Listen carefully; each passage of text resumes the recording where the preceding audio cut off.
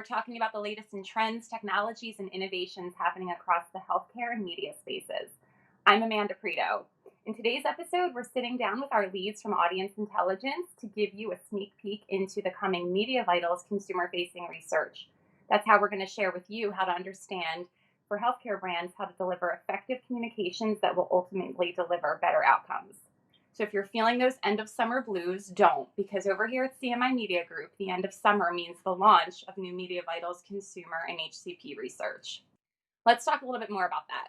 This is just the teaser to what's coming in terms of the new Media Vitals research launching soon. We have the consumer-facing report coming later this summer and the HCP report coming this fall. So stay tuned for more ways in which you can engage with your consumers. In March 2023, CMI Media Group surveyed nearly 4,000 consumers to learn more about their preferences, behaviors, and nuances across media and marketing.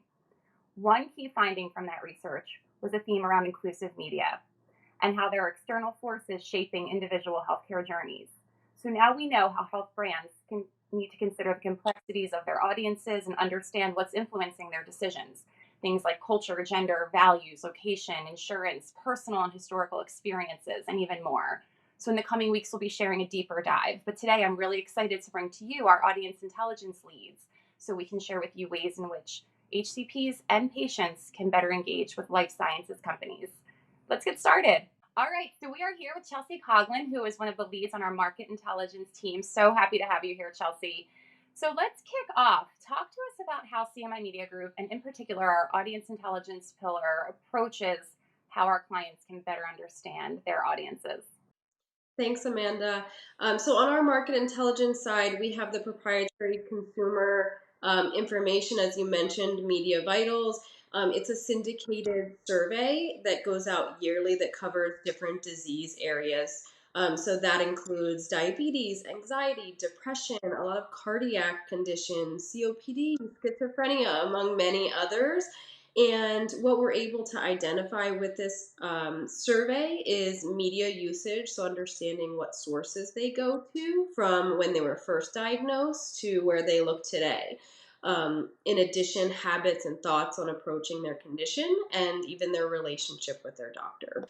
Also in the survey, we covered data privacy and thoughts on ad personalization, specifically from pharma companies. With these audience insights, we're able to identify key pieces of information that help guide and refine media planning. Our market intelligence team works very closely with our media and communications planning team to optimize and refine the media plan. So essentially ensuring we're targeting with the right messages to the right disease states. I think that's such a unique aspect of CMI Media Group too, Chelsea, and I'm glad you brought that up. And, we've done conversations with Julie Hurwitz-Aliaga and Liz McShay to talk about how our different disciplines really do cohesively work together here and collaborate so that there are not silos happening. There's this very orchestrated approach to the plans that we're delivering to clients. Again, this is survey data, and the unique thing about CMI is we marry our survey data with our social intelligence data as well. So Katelyn and Sumita, if you could talk a little bit about that. What is really interesting about being able to work side by side with Chelsea and the market intelligence team is that we're able to, like she said, marry our data together. So when we're coming across an issue on social intelligence, say in a rare disease state where there may be fewer conversations to come about, we can tap into the market intelligence side to understand where those communities may be, if there are diverse needs within them. Say, in particular dermatologic states, there may be an understanding of how skin diseases may be represented on skin of color versus how it may be represented on Caucasian skin. So really understanding how those audiences connect and where they connect. So that might be online, but that also may be offline where the market intelligence data may come in. And to that point too, with filling in the gaps, sometimes we have information on social about patient groups, but we might not have an understanding of caregivers. So taking a look and merging that data together to really get a whole picture of patient, caregiver, HCP, rather than just one population. I think that's the ecosystem full picture that we've been striving to for years. And I think as we, get more savvy with our technology and our data and continue to build out our teams like yours, we're able to then have that insight and the output of what that means for our consumers and really make it actionable for them. So as we develop the audience insights, there's a lot of different layers that come into play. Demographics such as age, gender, ethnicity, sexual orientation, household income, disability status, among many others. And all of these layers help us understand, not just on the surface level, but really understand a person as a whole. So our Inclusive Media Center of Excellence really pulls through those market intelligence and media vitals insights to really understand how those diverse audiences can be met through diverse suppliers as well. So we're able to take that messaging and content that our clients create and really push it through to those audiences and meet them where they are on an everyday basis. And again, that really highlights the need of wanting to meet those audiences year round versus during particular times of year, say Black History Month or Pride, because people get sick year round and they're going to want to understand really what it is that they need to help them get through that disease or really that illness. And beyond that, I think the need for understanding how patients are educated, including, understanding a treatment may be right for them, but they may not have access to it due to insurance barriers.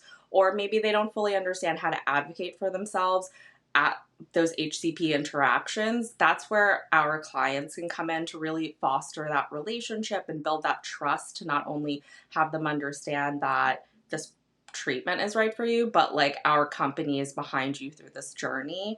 And really, again, just highlighting how our data really fuels that human engagement on the patient side too.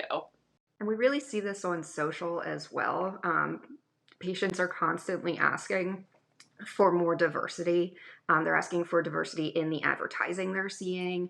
They're asking to be seen year round, like Sumita was saying, not just during those specific months. We really see this in rare disease states, having more awareness about their diseases year round and their disabilities year round.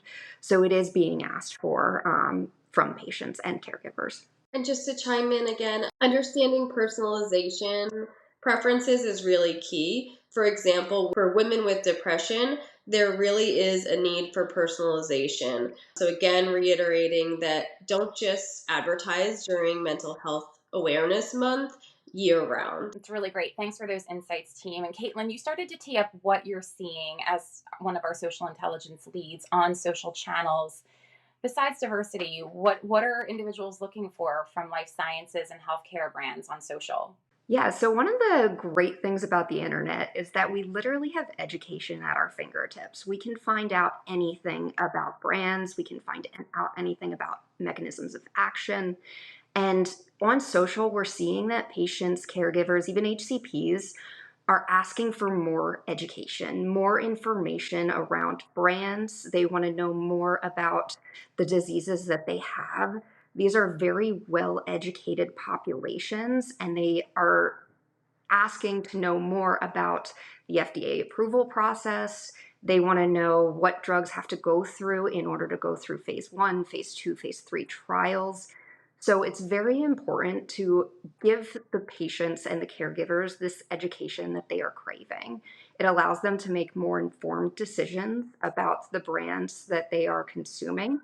In general, they're just looking for more information from pharmaceutical advertising. So one thing that we're also really seeing is that patients and caregivers on social are asking for more information that is easily understandable for them. So making sure your messaging is very tailored to the individual audiences that you're trying to reach.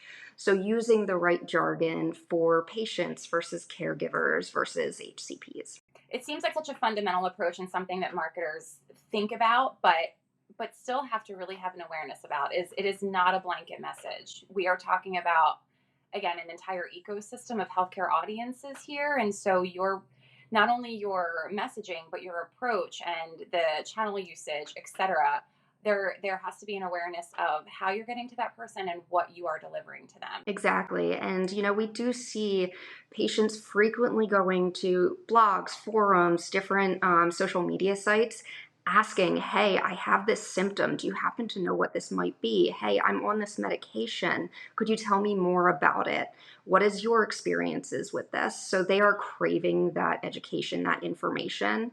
And marketers can put that information in the right places for their patients, the caregivers to see. That way they're being forwarded to accurate information. Yeah. And I think back to the point that Chelsea made earlier about all the different facets that make up a person. Again, it's like the drill down approach to that too. There's factors that would determine who are using the blogs and when, and is this person more likely to look, on TikTok versus Facebook for information or whatever. And you can look at that in so many different ways. And it's exactly what your team is doing through Media Vitals. So while we understand that personalization is absolutely key, this does feel a little bit of a heavy lift, I'll say, for brand marketers. So Chelsea, what are your thoughts around how brand marketers can manage this and make it both effective and efficient for themselves? Yeah, Amanda. So there's ways to cost effectively personalize ads, including changing and swapping out imagery to inspire that connection with the audiences. Your media team leads are the best point of contact for that. Right. So then to that end, there are variations of creative that teams can use and that can be delivered in a personalized way to different audiences. So for example, there is an African American couple in one iteration, but in another, there's a woman with her pet and she is clearly suffering from depression. And the language can change and the images can change, but a brand marketer doesn't have to worry about reiterating every aspect and going through all of the steps to get ads approved, as we know, is a pretty clunky process. So the second thing we're really seeing on social is that patients are talking about cost and insurance. They're stating that they're having difficulty paying for their medications. They're having difficulty working with insurance companies. They're seeking help for these things frequently on social. And, our clients do have patient assistance programs. So it's a matter of educating. It's a matter of getting these programs into the hands of patients who need it. And again, we really do see this conversation about, I can't afford my medication this month, so I might not be able to take it. And in our Media Vitals, I believe we see this information as well. I don't want to say unique, but the through line that we continue to see across diverse audiences is that element of accessibility. So it's beyond just being able to afford it. Sometimes they live in areas where they're not able to even access it. So again, those supply chain concerns reverberate all the way through to the patient side as well. Again, leading back to Katelyn's point around patient assistance program, it's imperative that patients understand that they have accessible ways to get their treatment beyond just battling it out with their insurance company. It's really, again, an element of building trust between the brand and the patient that really will be able to differentiate and elevate your particular brand's messaging. And I think, again, accessibility is a term that we discuss time and time again, but really being there for the patient for their everyday experiences beyond, just that initial diagnosis or really at the end of that cycle of treatment maybe, but really being there with them through that process to understand, hey, if there is a pitfall with your insurance company, we're here for you to help you through that. And we really want to be your partner in your help. And trust is something we also really see on social. Those companies that build community with their patients, those are the ones we're hearing most about. The ones that are working with HCPs at a community level, the ones that are working with patients at a community level, highlighting their patients. Those are the ones that we hear most about on social. And again, to tee off of that statement from Katelyn, I think it's really important to share patient stories in your media. So it's not really just, diverse creative, it's telling that patient story and telling how they overcame the barriers that they needed to get better. So that's all really interesting and I think important insights. And Chelsea, I'm curious to hear what you and your team are seeing in terms of the surveys and the insights coming from our checkup and pulse surveys related to these diverse and potentially underserved audiences. So we're seeing within the fertility space that every person is going through their own hurdles to become pregnant. And especially we're seeing that within the LGBTQ plus community. And one of the key things here is, again, Sumita, those patient success stories. People want to have a sense of hope and be able to see those stories to get to the other side. Yeah, that's really awesome. I feel like just the overarching theme of this entire conversation has been the need for personalization in tandem with this need for the sense of community, right? So, like, we're all on our own journeys alone, you could say, but we're not, right? Because we have our social communities and we have our partners in our HCPs and partners in our pharma marketers. So, I kind of love where this conversation went today in terms of everyone needs their layer of personalization while at the same time their support system. And I think that's awesome. I love how you pulled that all together for us. The work you're doing is incredible.